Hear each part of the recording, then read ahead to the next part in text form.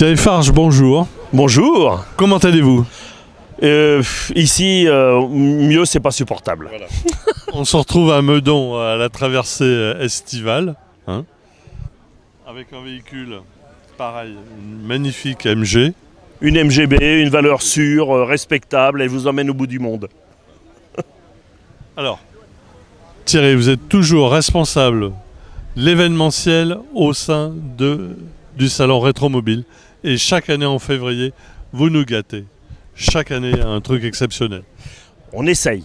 Il faut rester humble. Vous savez, dans le milieu de l'événementiel, rester humble et suivre, je dirais, quelque part l'idée et la personnalité des visiteurs. Parce que vous savez, tout ce qu'on fait dans les salons, c'est pour le visiteur, vous savez. Et, comme je dis toujours, il faut mettre un chapeau sur nos goûts personnels.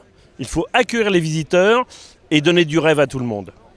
Ça, c'est très important. C'est ma mission. Très important. Alors, pour la prochaine session, c'est-à-dire en février 2024, on va s'attendre à quoi?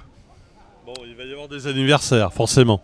Oui, bien sûr, il va y avoir des anniversaires. Bon, c'est un petit scoop. Il y a les 100 ans de la marque MG, Maurice Garage. Voilà, normal. Alors, tout le monde dit « Ah oui, les petites MG, c'est sympathique. » Ah, petite MG, mais grande histoire.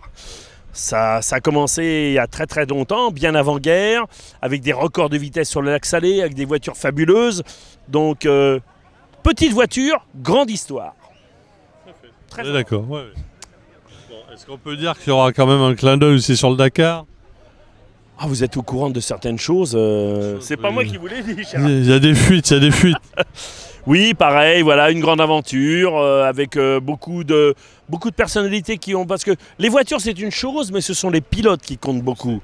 Les gens vraiment qui l'ont vécu. Donc il va y avoir des témoignages avec des gens qui l'ont vécu. Les voitures seront là, mais les personnes seront là et ils vont partager leur passion et leur historique avec le visiteur. Le visitorat, c'est très important. Moi, je me mets toujours à la place de la personne qui rentre à Rétromobile et qui en ressort et dit « Ah ouais, c'était chouette, j'ai rencontré des gens extraordinaires et je connais des grandes aventures maintenant. » J'en ai pris plein les yeux.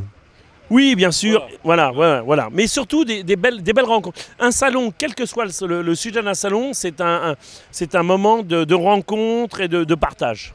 Et Rétromobile, c'est un point d'honneur qu'on se fait sur ce salon-là, toujours. Ouais. Avant tout, c'est des rencontres. Et du partage. Bien sûr. Et puis bon, l'automobile est là, bien sûr. Mais voilà, de belles rencontres, de belles partages et des gens qui savent raconter leur grande aventure. Et surtout le raconter aux jeunes. Ouais. Place aux jeunes, avant tout. C'est important, mais de transmettre, voilà. Voilà, et donner le goût aux jeunes de l'automobile, même si quelque part en France, l'automobile n'est peut-être pas vraiment, on leur dit attention, c'est quelque chose qui est polluant, etc. L'image est un peu ternie. Mais bon, la passion est là. Puis comme je dis toujours, hein, une voiture ancienne, quand elle a fait 3000 km dans l'année, qui est-ce qui pollue le plus, hein? On est d'accord.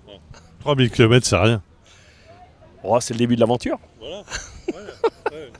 Mais quel objet, quelle magnifique courbe. Voilà, c'est ça. Oui, et puis il y a une histoire surtout. Voilà. Il y a un passé historique qui est important, technique, de gens vraiment qui étaient extrêmement intelligents, qui ont développé des grandes industries, comme André Citroën et tant d'autres. Voilà, ce sont des gens assez passionnants. Les grands noms en France, effectivement, qui ont développé l'automobile. Bien sûr. Et puis des gens un peu plus, moins connus, comme Gabriel Voisin et autres, quand on se replonge dans leur histoire... Voilà, en plus, ils ont développé l'aviation, ils ont plein de choses, en passant par Jean Bertin, voilà, des gens assez extraordinaires, voilà, qui ont marqué notre histoire et qui continuent d'ailleurs. Nous sommes là pour le perpétuer. Il faut se rappeler qu'à côté de Paris, dans la ville de Levallois-Perret, effectivement, c'est l'industrie automobile qui se développait. Il ne faut pas oublier qu'en Paris, région parisienne, avant-guerre, il y a eu plus de 300 constructeurs automobiles en Paris, région parisienne. Alors en France, à Orléans, Delogère et Clayette. Qui connaît les... Moi, je connais. Donc encore une belle histoire orléanaise à raconter. Donc voilà, l'histoire continue. La France a un ADN automobile énorme. Oui. Ça, c'est indéniable. Mais bon, l'Angleterre aussi a un grand passé. L'Amérique aussi. Je pense que l'automobile, elle est mondiale, quoi. C'est même des petits pays. Je parle en Turquie, il y a eu Anadolu en Turquie. Voilà, par exemple. Mais chaque pays a son histoire automobile. Et ça, c'est assez fabuleux. Nous sommes internationaux, cher ami. Tout à fait. Et il le faut de plus en plus. Nous y travaillons.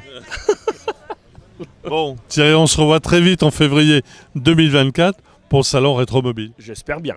J'espère bien. Et nous serons. Avec des surprises, encore des nouveautés. Comme chaque année, on en prend plein les yeux. Il y a toujours quelques pépites cachées. Voilà. On dévoilera qu'au dernier moment. Au moment de la visite. Voilà. À bientôt. Merci à vous. Mais je vous en prie, cher ami. Et à bientôt. À bientôt.